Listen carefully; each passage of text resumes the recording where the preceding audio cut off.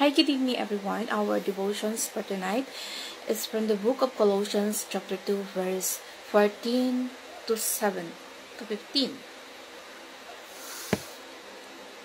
Having cancelled the charge of our legal indebtedness, which stood against us and condemned us, he has taken it away, nailing it to the cross, and having disarmed the powers and authorities, he made a public spectacle of them, triumphing over them by the cross. So, tandaan natin na ang Panginoong Jesucristo ay nagtagumpay na at sapat ang kanyang ginawa para hugasan ang ating mga kasalanan, at sapat siya para mapatawad tayo sa ating mga kasalanan at iligtas niya.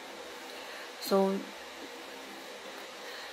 dito, kailangan may pananagutan daw dapat tayo sa Diyos. Dahil hindi natin matupad ang kautusan, kasi sa pamamagitan ng pagkapako ni Jesus Christ sa krus, kaya hindi tayo naparusahan. So, yung ginawa niya na yon, na pagtubos sa mga kasalanan, ay isang paraan yon para tayo ay maligtas. Yung maligtas tayo sa physical, eternal, at yung ganong klaseng kamatayan na ang Panginoong Jesucristo ang namatay para iligtas tayo, ay yun ang paraan niya dahil sa pagmamahal sa atin. So, sa harapan ng Diyos, yung ginagawa ni Satanas, na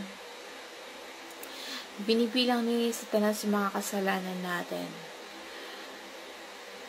Kasi, yun yung tinitingnan niya sa mga tao para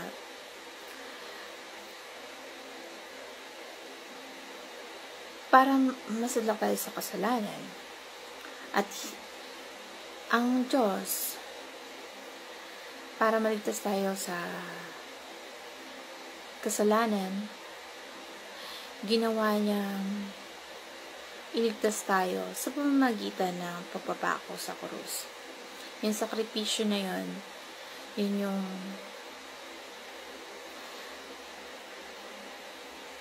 pagkakaroon ng sobrang pagmamahal ng Diyos sa atin. Yung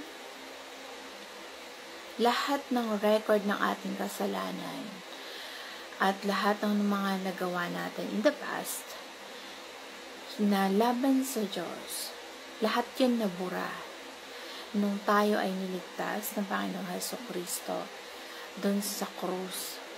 Kaya dahil burado na ang ating mga kasalanan at dahil sa biyaya ng Diyos,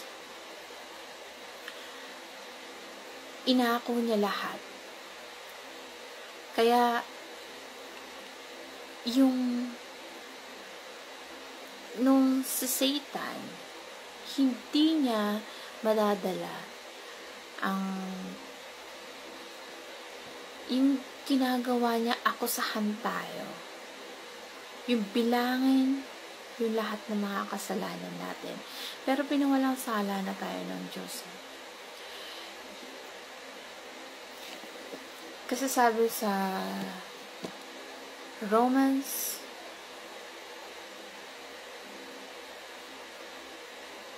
walang mag-aakusa sa'yo dahil burado na lahat ang ating mga kasalanan sa Diyos. Dahil sa mayamang biyaya na ginawa ng Diyos, nabura lahat yon ng sarili niyang dugo. Kaya, yung lahat ng mga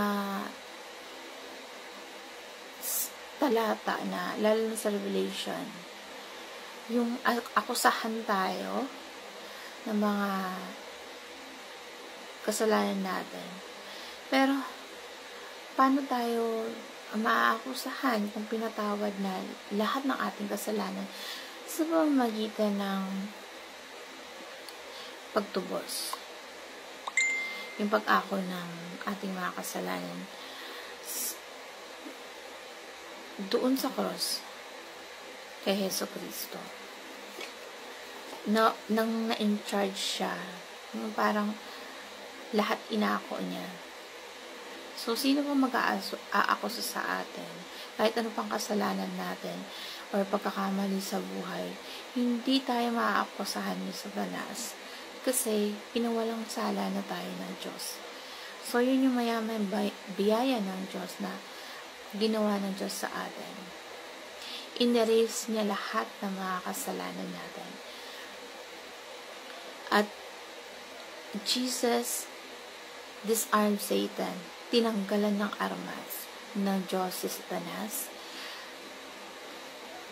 para matalo yung disarmed authorities, yung parang yung mga si Satanas ay tinanggalan. Wala na silang kapangyarihan. Wala na silang kapit na pagmamayari niya tayo. Kasi binura ng Diyos ang lahat ng ating mga kasalanan.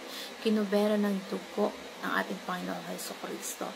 Jesus is armed Satan na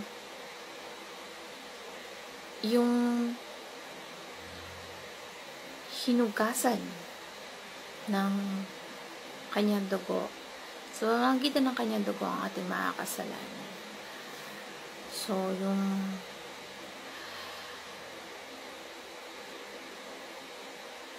we saved by the slave of Satan. Kasi malilin lang si Satanas. Pero, dahil sa ginawa ng Panginoong Hesus Kristo, nawalan siya ng kamandag. Nawalan siya ng kapangyarihan dahil hindi niya napagtagumpayan na alipin niya tayo sa mga